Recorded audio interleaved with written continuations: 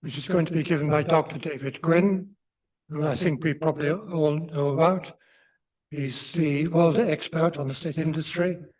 He was the author of last year's Book of the Year, The Coming of the Railways, and he has a very wide experience of railway history generally, in both the public sector and the private sector.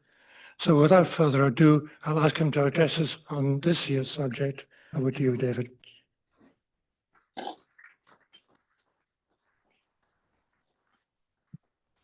Well, thank you very much, Peter.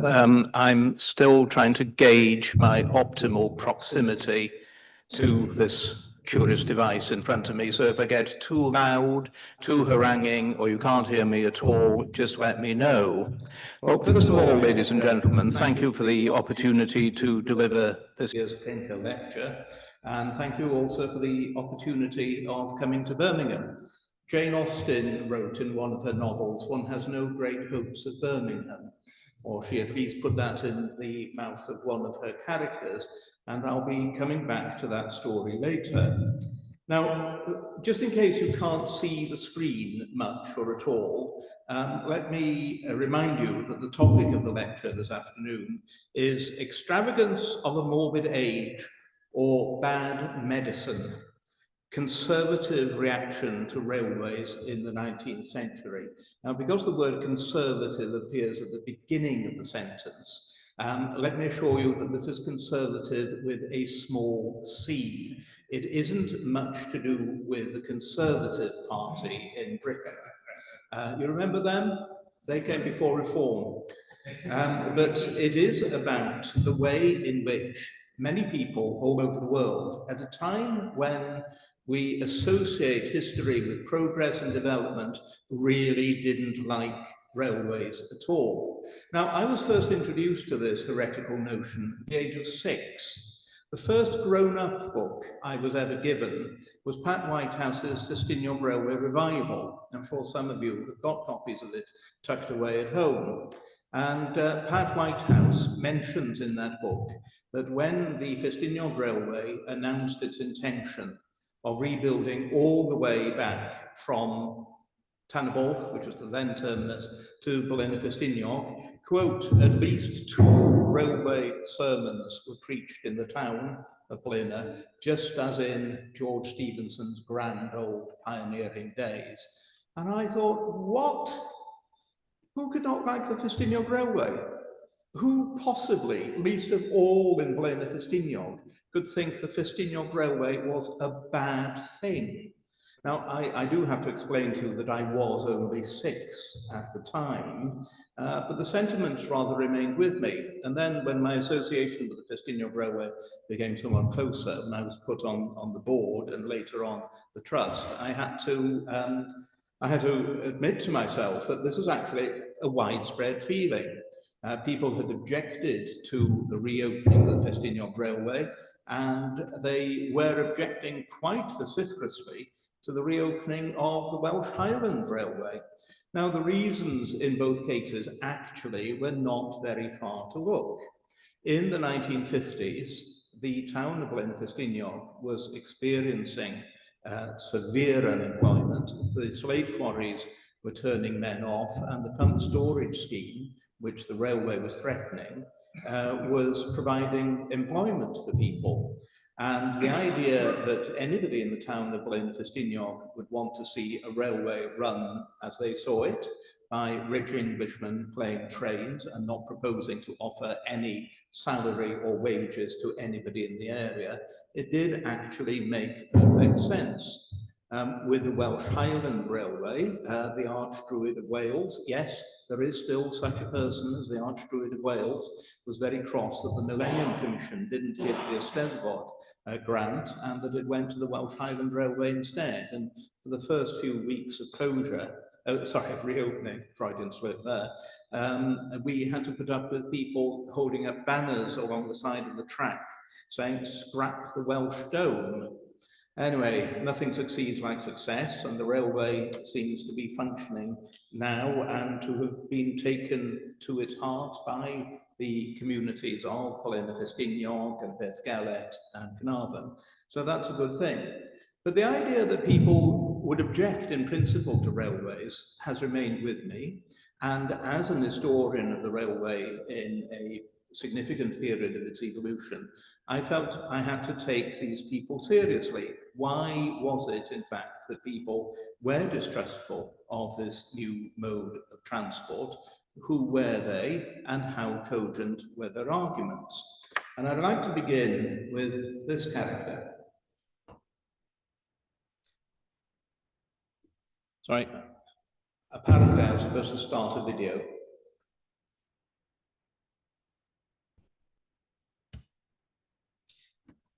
I don't know how well you can see him, but that is Prince Clemens von Metternich, Chancellor of the Austrian Empire, and it was he who gave me the first part of my title. He described railways as the extravagance of a morbid and conceited age. He didn't like them at all. And here I think it's necessary to provide ourselves with a bit of context for the way that the railway developed in the course of the 19th century. I'm going to be talking about Europe, America, and Asia.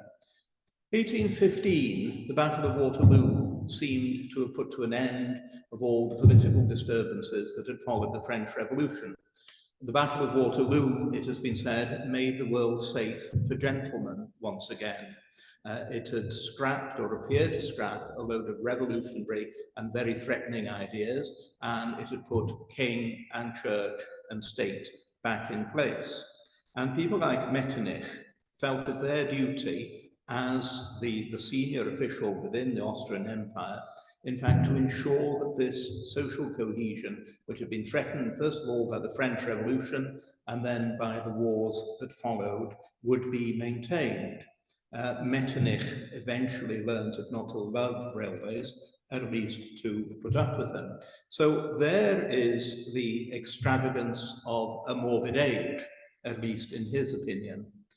Bad medicine. Well, other peoples in other parts of the world took a rather more direct view of halting the growth of the railway system. And you all see Theodore Kaufmann's painting here. It's called Westward the Course of Empire Takes Its Way. And it shows a Native American war party derailing a train. So some people tried to resist railways in chancelleries and in the advice they gave to crowned heads. Other people tried to stop the development of railways by pulling up the tracks and killing railwaymen. But the point is, or my point is, that of course this was a widespread view that very many people from very different backgrounds and very different countries took this view and were disturbed by the possibilities that this new mode of transport would offer. Now, the two remarkable individuals who were active in both the advocacy for railways and arguments against it, I don't know why this echo is echoing. We'll pause just briefly there, ladies and gentlemen.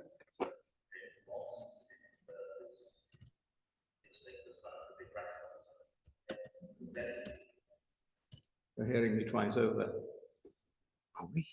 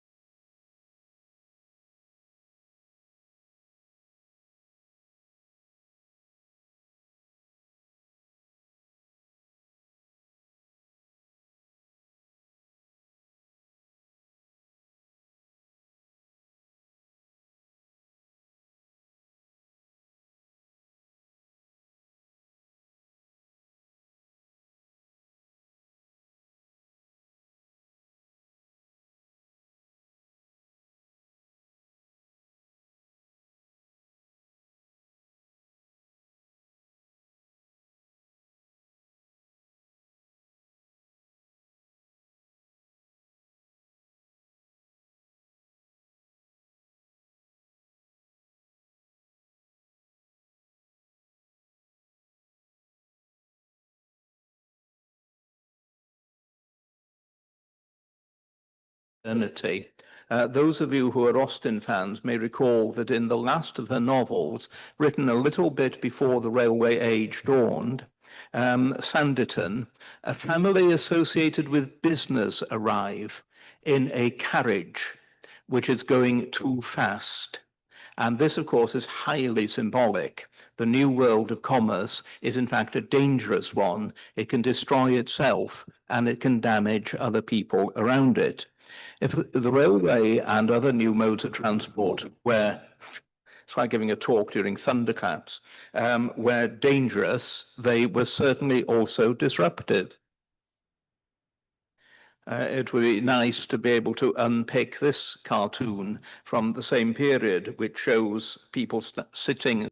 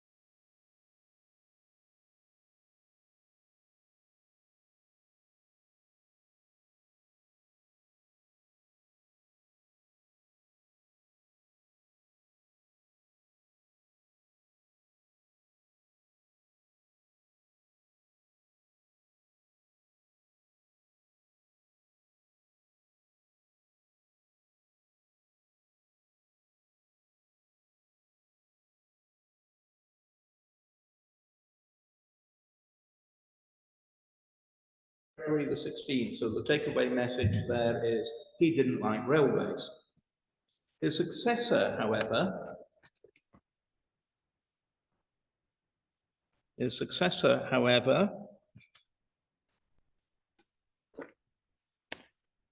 should just be a, there we go. His successor was Pope Pius IX, who was elected in 1846, and he positively enjoyed train travel.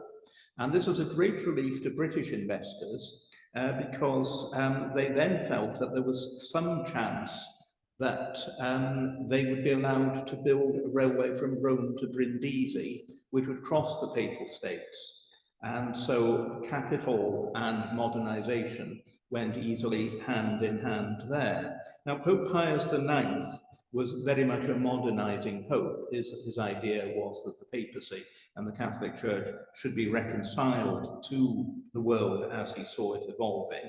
And it was during his pontificate that forms of service were introduced in the Catholic Church to bless postal offices, telegraph stations, and railway stations. So here's a view of the benediction of some new locomotives on a railway in France. All sorts of stories about how these occasions didn't always go as planned. There's one story about a French Monsignor who splashed the holy water on a locomotive, but he'd never seen such a thing before. And as it drew near him, he said, "Get away from me, you big black devil." But the idea was, of course, that the church had to reconcile itself to a world that had become unstoppable, to a world that was based on coal and iron and on British investment to a great deal. The fears about becoming economically dependent on Britain, which had money and coal in abundance, do underlie and explain much of the objection that continental European governments had to the development of railways.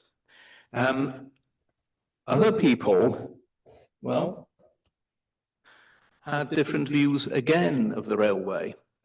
This is an illustration from Anna Karenina, Leo Tolstoy's 1878 novel, Anna Karenina, about an adulterous relationship between a married woman and an army officer.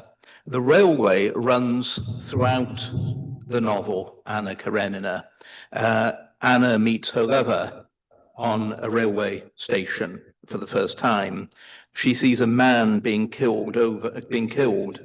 run over by a railway train.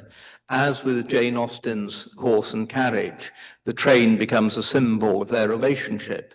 It's disruptive. It is against morality. It is eventually fatal. It gathers momentum, it begins traveling at a speed far beyond what Anna and her lover can manage, and they can only cling to it in desperation. For Tolstoy as well, the railway is a symbol of the decay of Russian society and its values. Tolstoy would have favored a much more indigenous tradition of development rather than adopting what was really American technology and British know-how. A joke that used to circulate in the University of Wales for many years was this: what is the last written word that Anna Karenina would ever have seen? I'm seeing a couple of flickers of recognition here and there, but I'll tell you the answer is Dalweis, because the rails for the Russian railway system came from South Wales. And this was a joke that people used to tell in University of Wales common rooms, because it meant you were, at the one time, a Welshman who knew the history of your own country, and also you were widely read and cultured. The shame is, of course, that rails don't, in fact, bear the names of the rolling mill that produced them. Nevertheless, when the Tsar ran out of money to build the St. Petersburg to Moscow railway, where did he go? Well, the answer is, of course, that great source of capital, Merthyr Tydfil. It's rather hard to imagine now, but that is apparently so. The railway, at any rate, was un-Russian. It was un-Slav. It was dangerous. It took people in different directions. And those of you who've read the novel, or indeed seen the film or the TV series, will recall that Anna throws herself in front of a train. The irony is that Tolstoy, for all his dislike of the railway, actually died in the waiting room of a small station at Astapovo. So Europe, plenty of people weren't keen on this. Let's go a little bit further west. This is a once very well-known print called Manifest Destiny. Manifest Destiny is a phrase that many of you have come across. It meant the conviction, mainly among white Americans, that God had given the continent to them. It was theirs to rule. It was theirs to decide how it should be developed. And you can see there that the spirit of America floats benignly over wagon trains, telegraph lines, and railway trains. You may be able to see in the very left of the print Native American tribes fleeing in advance of all this new technology. Well, the point is perhaps made even more eloquently in this print of a Union Pacific train at Council Bluffs in 1867. And you may be able to see there a train setting off over what was not then fully part of the United States, the so-called Great American Wilderness, from a small and obviously very new town with all the signs of education and morality. It has a school, it has a church. The locomotive is blowing some very pungent smoke off to the right-hand side and is actually obscuring some Native Americans on horseback. So for many Native American tribes, the result was something like this.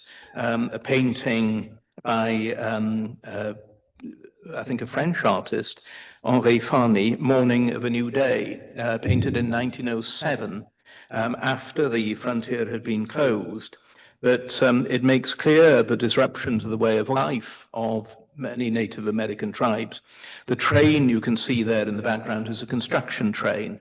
It's going up the gradient, it's propelling some flat wagons. It has clearly driven from their hunting grounds the Native American populations whom you see in the foreground. So you might say that for both Metternich and his Extravagance of a Morbid Age, or for the Sioux and the Cheyenne with their bad medicine wagon, it is the loss of social cohesion that is feared. The same is true of Tolstoy and Anna Karenina, that the railways introduce something new and disturbing. Well, the irony of the invasion of the Great American Wilderness by the railways is the speed with which chiefs of some of the tribes adapted to the technology. Now, you've all of you seen westerns in which, exactly as in that second slide I showed you, trains are derailed, locomotives go sprawling over the desert, and drivers and firemen are scalped. That did go on. There were certainly examples of that. But within a year or two, apparently, Native American chiefs were suddenly putting on their best bowler hats and their Washington-made suits, and were making their way to the company offices and saying there would be no more trouble if they were all granted first-class passes, thank you very much, and if the ordinary folk in the tribes were permitted to ride as hobos on goods trains unmolested. So the capacity for adaptation, even to something very new, is certainly manifest in the history of the railway crossing the Great American Plains. And in 1889, I beg your pardon, a craze swept Native American populations. It was called the ghost dance. I don't pretend to be any expert on this, but it was a dance. It was a ritual dance that attracted hundreds and thousands of people. It combined Native American religious beliefs with Christian tradition. The idea was that a Messiah would shortly come to restore the fortunes of the Native American populations, drive the white man out and give them their hunting grounds again. These went on for several years. They survived, they went on long enough for them actually to be filmed by some very early cine-film makers. But the irony was that the ghost dance was made possible by the railway. That people traveled to take part in the ghost dance by train. And it's an interesting thought, is it not, that the railway might have made possible very many of the social and cultural practices that we associate with the old world in Europe as well. Pilgrimages could take place by train. The Welsh Eisteddfod was made possible by the train. The Cup final was made possible by the train. I'm going to move on to another continent now. The guy on the right is, did you recognize him? He is, of course, Sayyid Jamal al-Din Azabadi, born 1838, died 1897, a reformist Muslim scholar, known as Al-Afghani, the Afghan, because he stayed for some years in Afghanistan. It's been pointed out about Afghani that although he's a name barely remembered in the West now, his influence has actually proved far more pervasive than that of Karl Marx and Lenin. His reformist approach to Muslim scholarship and Muslim thought, as echoed by people like Sayyid Qutb. He published an essay entitled "The True Reasons for Man's Happiness," in which he denounced British claims to have civilized India by introducing railways, canals, and schools.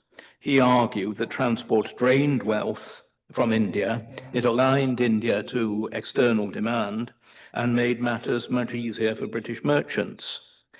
He was in India during the uprising of 1857, 1858, which some people have said was prompted by Indian fears of what a railway system would do for the country.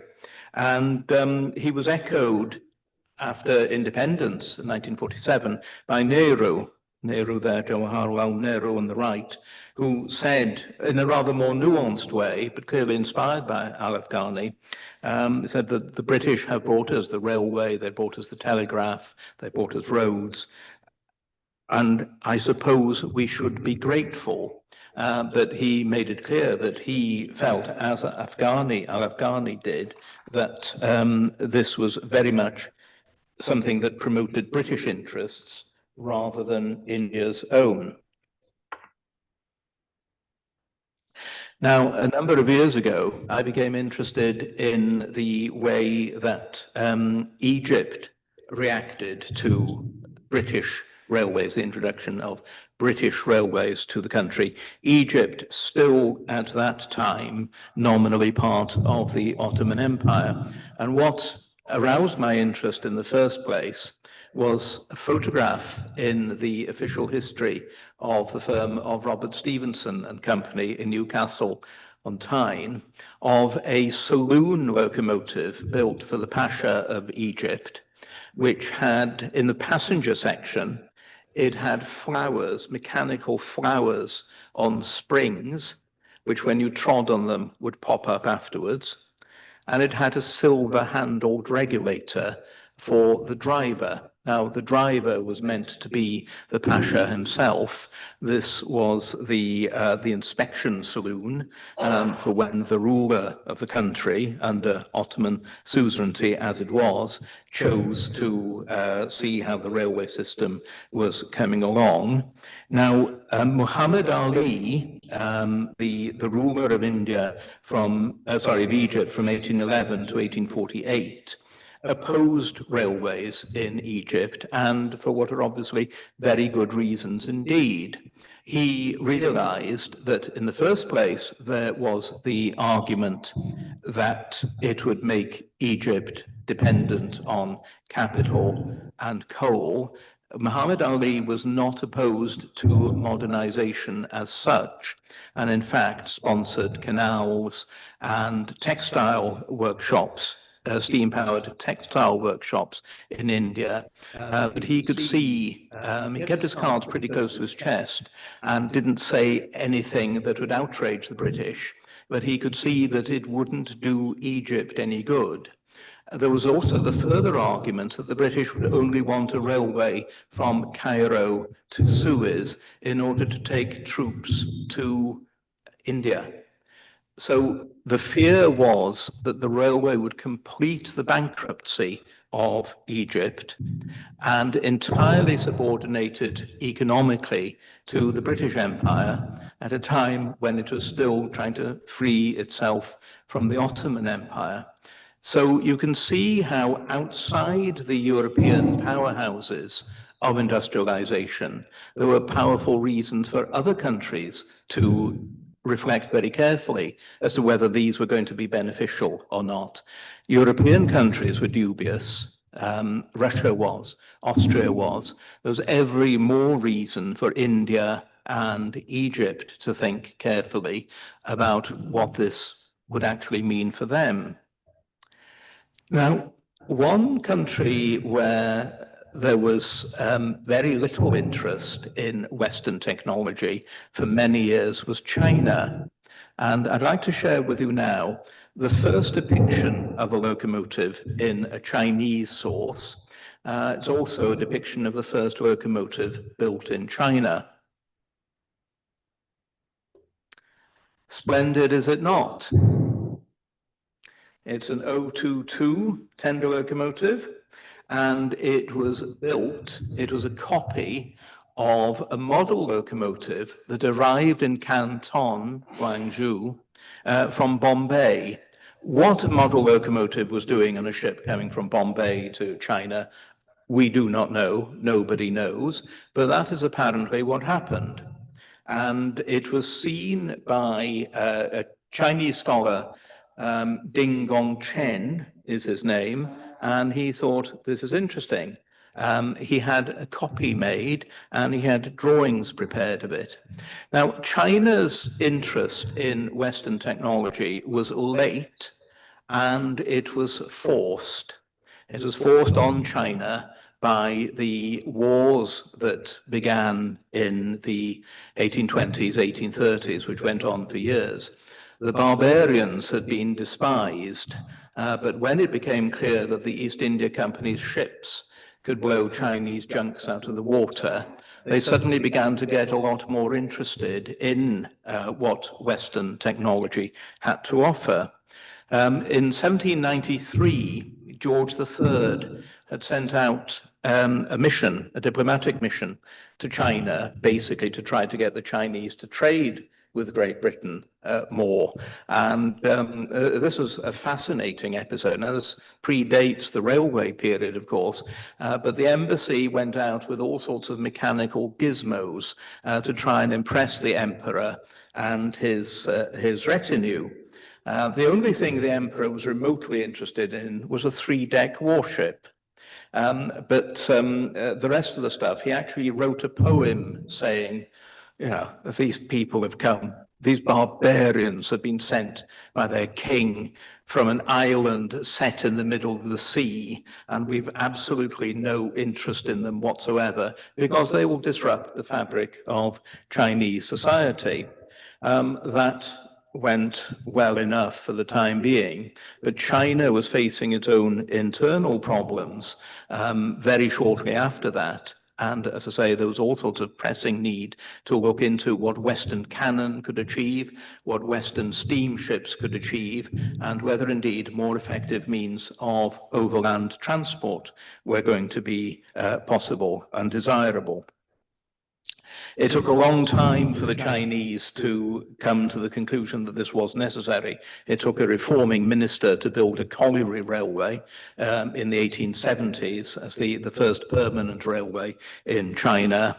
There was an earlier, as I'm sure many of you know, unsuccessful attempt to build a railway, which was scrapped after a few years because it disturbed the feng shui of the countryside. But from 1876 onwards, China did have its own railway system. Now, the experience of Japan was not entirely dissimilar. Japan had similarly set its face against Western technology, Western innovation for very many hundreds of years. Only the Dutch were allowed to trade with Japan, and European knowledge generally was called Dutch knowledge.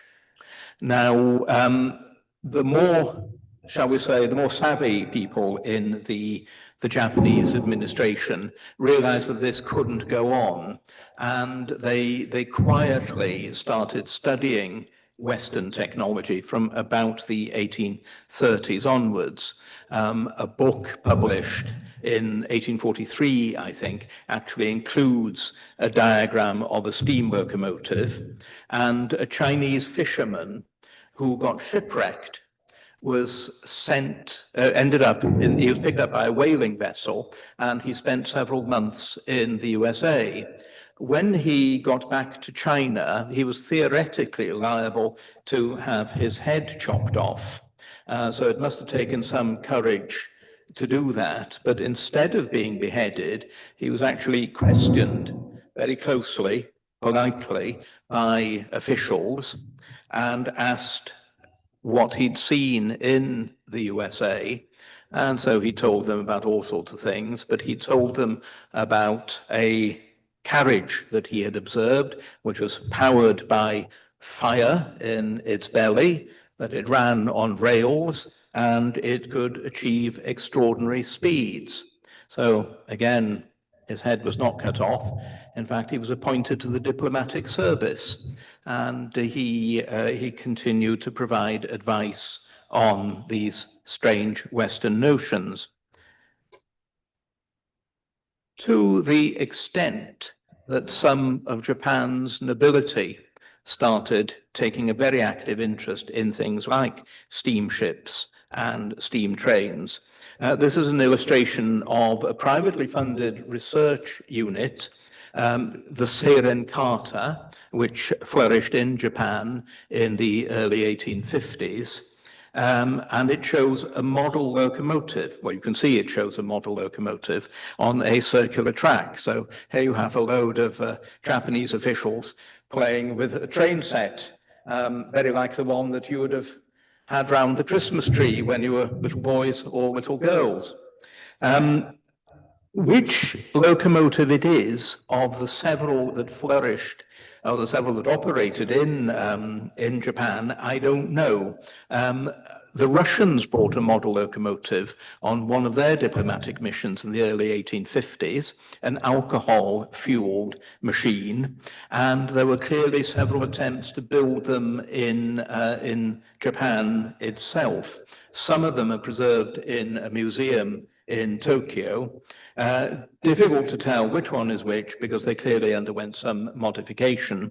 But the point was that when Commodore Perry arrived in Yokohama in 1854, the Japanese were actually rather better acquainted with the railway and with other forms of Western technology than the Americans had anticipated.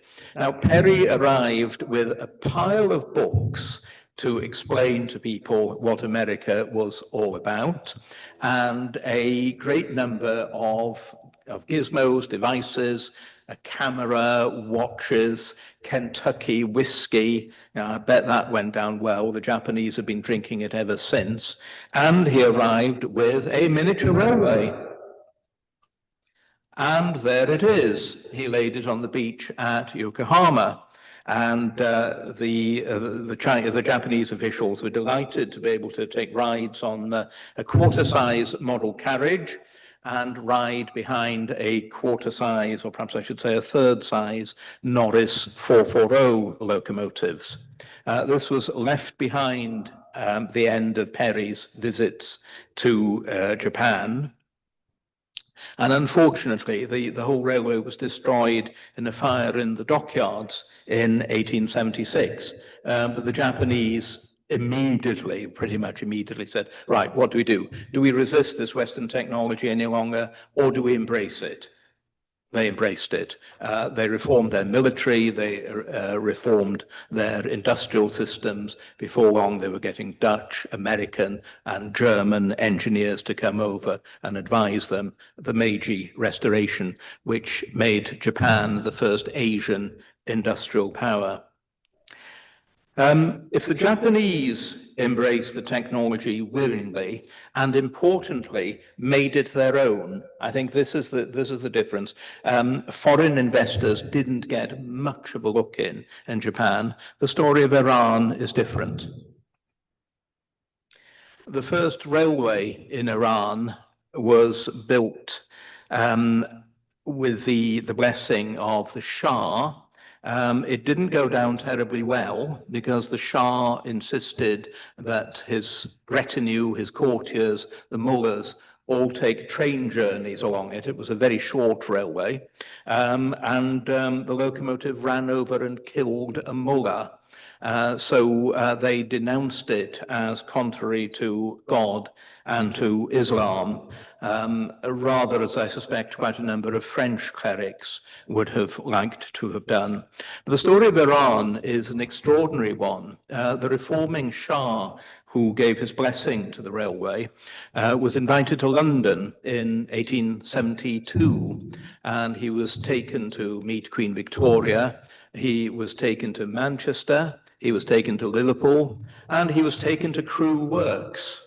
And when in Crewe Works, he noted approvingly the 18-inch railway that ran around the works. And so he didn't take a lot of persuading to install a railway when he came home. The trouble was that Iran by then was bankrupt. And effectively, the country was purchased by a man called Reuter. Now, this is the guy who established Reuters news agency. How he managed to persuade the Shah basically to mortgage the whole of Iran to him, I do not altogether know. As soon as the religious authorities in Tehran heard what the Shah was doing, they said, no, you can't do this. This is contrary to Islam. The Russians didn't like it either because, of course, they wanted to get their fingers into Iran in a serious way. But the end result was that the Shah was eventually assassinated, and the modernization, which would have been modernization, let me emphasize, very much on European terms, of Iran was delayed into the 20th century. The modernization of Iran only took place with the discovery of oil there in the early years of the 20th century. And an awful lot of the world's woes and ills, of course, have arisen because of that.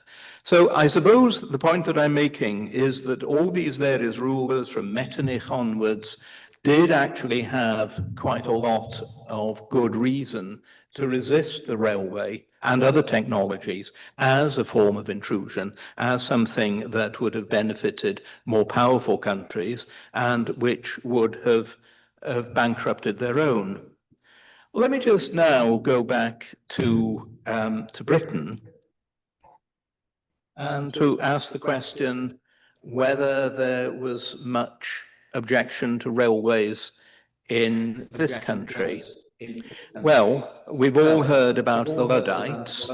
A question was asked at one of the early railways conferences a while ago, was there any Luddite objection to railways? And the answer is yes, there seems to have been some, particularly in South Wales. There were threats against mainline railways in 1848. The French went further. People whose livelihoods were threatened by the new French main lines did actually try to sabotage the railways during the 1848 uprising. But I get the impression that nobody went quite that far in Britain. Now, the Luddites, I think, have always had rather a bad press. The Luddites were dismissed then and at the time as people who attempted an uncouth and illiterate resistance to inevitable and necessary modernization. And this is one of the defining images of the Luddites. Cross-dressing, notice, he's wearing a woman's dress. And yet, look at the detail of this man's face. And there's a pained nobility there, it seems to me. Whoever drew the cartoon, whether it's Cruikshank or not, I don't know, sensed that there was real suffering going on here, that social change had its casualties as well as its beneficiaries. This, as I say, is an image that predates the coming of the mainline railway systems, but machine braking and opposition to mechanization goes on not just in the United Kingdom and not just in the early years of the 19th century. In Britain, what we loosely lump together as Ludditism actually included some very much more constructive approaches to technological change. For instance, the establishment of a royal commission to ascertain to what extent this could benefit working people. Mechanization, industrialization could benefit people, or urging working people to master technology, to understand it, and to participate in it themselves, not, if you like, just to let the rich, the capitalists, the investors, the high-ups, people in Parliament to benefit from it, but to make sure that it was something that benefited the community as a whole. So, although there is undoubtedly a conservative reaction to the coming of the railways and other forms of mechanization, it's one of those interesting areas where conservative reaction and radical reaction do overlap. We've seen people demonstrating against, expressing their hostility to global capitalism ever since the 19th century, ever since people became aware that globalization was a powerful force. So whether left and right do in fact overlap, I don't know. It's something we could think about. The railway was, of course, a major agent for globalization in itself. Now, arguments as to when globalization begins or when it can first be identified have gone on forever. I personally suspect that we've always lived in a fairly global world, but I think it's right to see globalization does become more evident in the 16th century and in the 19th century, coincidentally or not, the two periods of human history that interest me most. So the steam locomotive, the railway, was an agent of globalization, and this is something that we've become dubious about in recent years. Should we lump Metternich, the Sioux and the Cheyenne, the Islamic scholars of Tehran, the Chinese with Greta Thunberg? I don't know.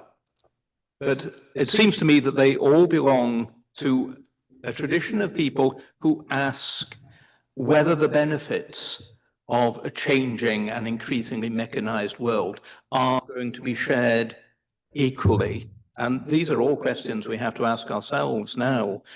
We're faced with challenges that really beggar description in the forms of the forces that seem already to be taking over and controlling our lives. So I'm going to leave you with my last slide. Artificial intelligence. Now, the railway, the steam locomotive, I don't think we can describe as artificial intelligence. Well, perhaps we can, but again, this is a thought I'd like to leave you with. Ruskin said of the steam locomotive, he was fascinated by the steam locomotive, even though he disliked laissez-faire modernity. But Ruskin said it's a brute animal. It does not have intelligence. Having driven steam locomotives, I can tell you perfectly well that they have a mind of their own. Whether that makes them intelligent or not, I don't know. But the railway was at the very least, and is at the very least, a form of artificial strength. Now, we're being confronted with artificial intelligence. I don't have any remedies for that. Is it a threat? Is it a boon? Is it a blessing? I do not know. It's probably all of those things. If I had the answers, I would be a very rich man indeed, and I would be spending all my time in Washington and London trying to drum some sense into the great and the good, or at least those in power. Well, I'm not. But it seems to me that we may perhaps have something to think about when we consider the artificial strength that was the railway in the 19th century and opposition to it and concerns about it and understanding of it. We can learn something from that as we face the artificial intelligence of the 21st century. Thank you very much, ladies and gentlemen.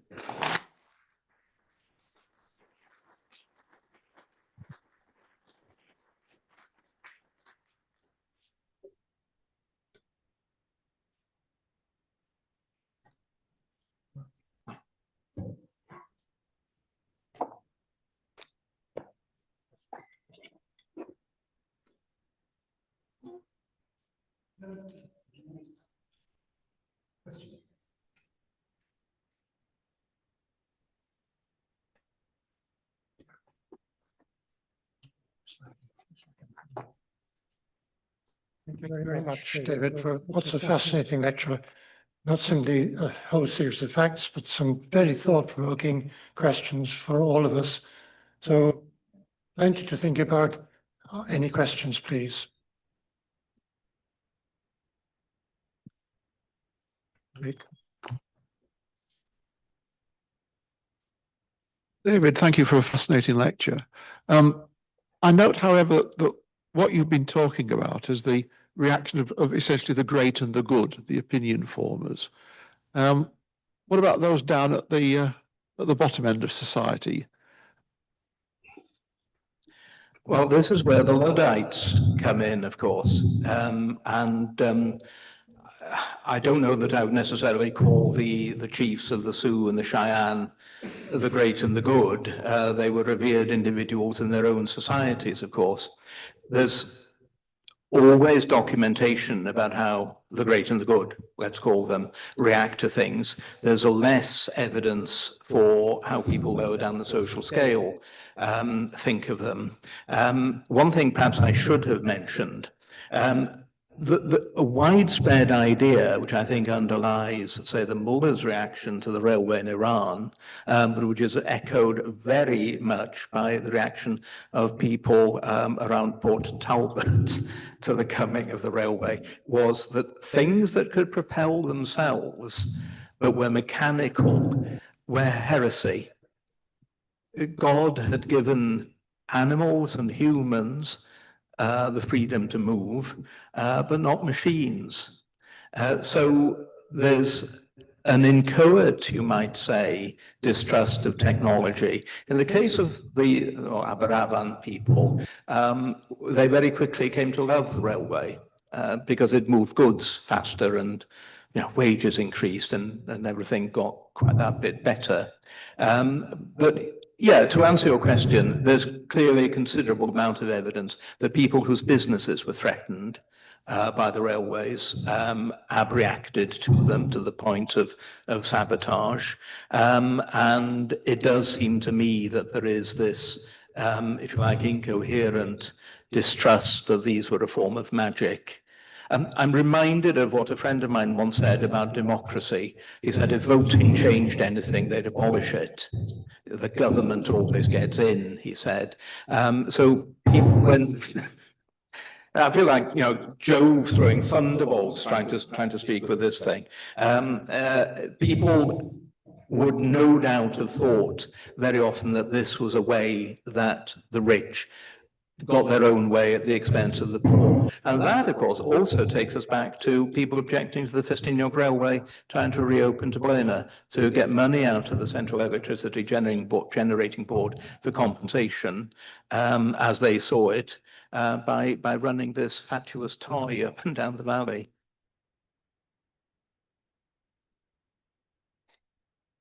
Observation, perhaps, but I think looking at railways in isolation is probably not giving us the full picture, because you have to imagine that technology in the early period was seeping into shipping. It ruined United States clipper building ships, because in Britain we had the technology and we built steamships. And I think industrial development in cotton mills and other areas, mining, you name it, it all just took off. And people who didn't go with it, I can see the an analogy with AI. People who didn't go with it got left behind. And it led to this age-old saying that you can't stop progress. And I suppose nowadays we have to think, well, do we have to go along with progress all the time?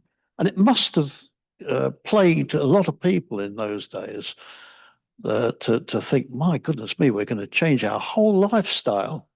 And of course, the religionists didn't like it for obvious reasons. I know, it's just an observation. Well, I entirely agree with you, of course. It's interesting the way that some old technologies are able to give the new technologies a run for their money. And the sailing ship in the 19th century, it seems to me, is a very interesting example of that. There's about 100 years in which steamships come on steam, literally, and sailing ships become ever more capably designed, rather in the same way that steam locomotives and diesels function together for a fair old amount of time. Can you stop progress? Well, you might say, and I'm not proposing to discuss this, but it's something we can all think about, that if you define something as progress, if you define progress as a social good, then yes, it becomes very difficult to say you can't stop. It becomes very easy to say, sorry, you can't stop progress. But traditional societies, of course, take very different views, and many of the societies I've discussed here have been traditional societies and did perhaps unsuccessful, damnedest best to stop progress in the name of social cohesion and the traditions on which their cultures were based. So that's a long-winded way of agreeing with you. It is, isn't it? Mr. Speaker, welcome to Birmingham. I've got a question about roads, if you don't mind. About road transport. Yep. In the 1830s, Birmingham, there was a plan to link Birmingham and London with steam-hauled road carriages. Sorry, I can't hear you. In the 1830s, there was a plan to link Birmingham with London with steam-hauled road carriages. Steam-hauled road carriages. As opposed to rail locomotives, there was a plan to have road vehicles instead of railway vehicles. And there was a lot of people interested in having improved roads so that these vehicles could operate. There was one called the London, Holyhead and Liverpool Coach and Road Company, which planned to do that. All these things fell apart and the railways progressed, of course. But what would have happened if their schemes had come to fruition, sir? I'm afraid I did find it hard to hear what you were saying, but I think I caught the gist of it. It's a fascinating question, isn't it? Sorry, can you hear me a bit better now? It's a fascinating question. What would have happened if there'd been significant investment in a guided steam-powered road system, of which, as you say, one was anticipated between London and Holyhead? I love the idea of my native Bethesda, which is on the A5, having a steam carriage trundling through it. That would have been quite something. But technological choices, this does take us back, does it not, to the sailing ship, steamship argument. You can go in one direction and regret it. And it does seem to me that the road steam lobby in the 1820s and 1830s wouldn't have been able to offer the speed, for instance, that the railways would have offered.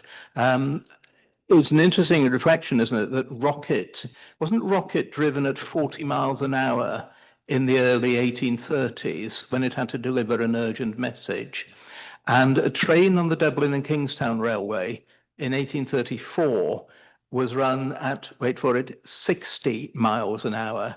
So for an age that was already thinking that time is money, it is obviously right to go with the railway rather than with the road, and that the road only really becomes again an option in the 1920s, 1930s. It's the internal combustion engine, I suppose.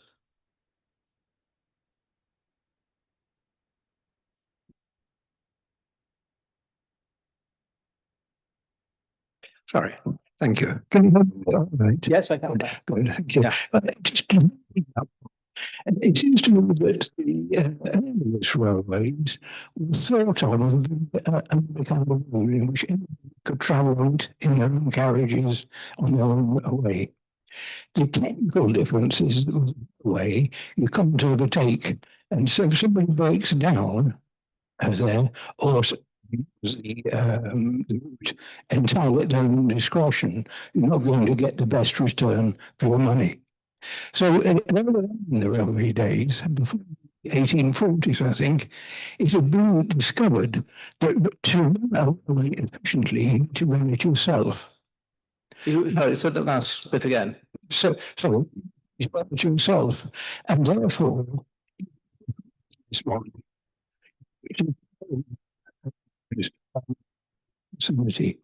I think it's that to become a carrier that causes the to spread so rapidly and really encourage some of the resistance use them.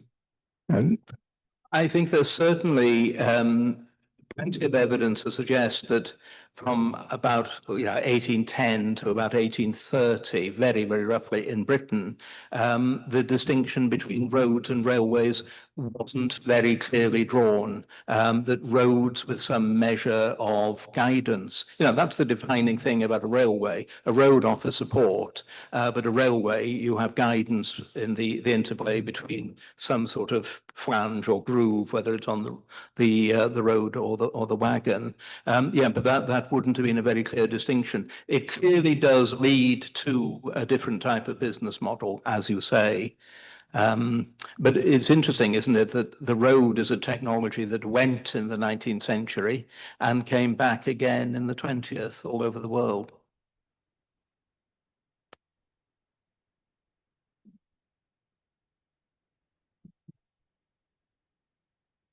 There was a program last night on television, Michael Portillo, looking at the development of US railroads, and I didn't catch it all, but the part I saw was to do with the development of the Metropolitan Museum of Art in New York, and it was allied to the success or failure of the railroads. So I think the point that Michael Portillo was making was that a lot of the success or failure of the railroads was allied to the investors and the trustees of cultural and industrial institutions, whether it was in their interests or not. I think there's a very interesting angle on the question you've raised in the failure of the atmospheric railway. There's an article by a guy called Atmore saying that the failure of the atmospheric railway was not due to technological problems, but due to the failure of investors to invest. Now, it's an interesting thesis, but why didn't the investors invest? And the trouble is, of course, we all know what's written in government reports or reports written for a big railway company. What you don't know is what a member of parliament said to Robert Stevenson in the lobby of the Athenaeum Club. I say, Stevenson, we've got this proposal for an atmospheric railway system here. Is it any good? Is it going to be better than your locomotive work railways? No, I don't think so, was probably the answer. I think the question you raise is a very interesting one, to the extent to which technology and general social acceptance go hand in hand. And it's easy, I think, to see how technology develops. It's sometimes a little bit more challenging to trace social acceptance.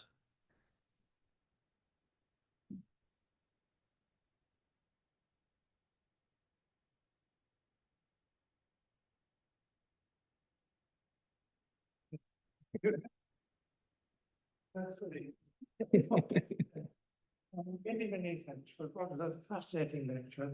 Cool. And I'm pleased also to thank you. Thank you very much.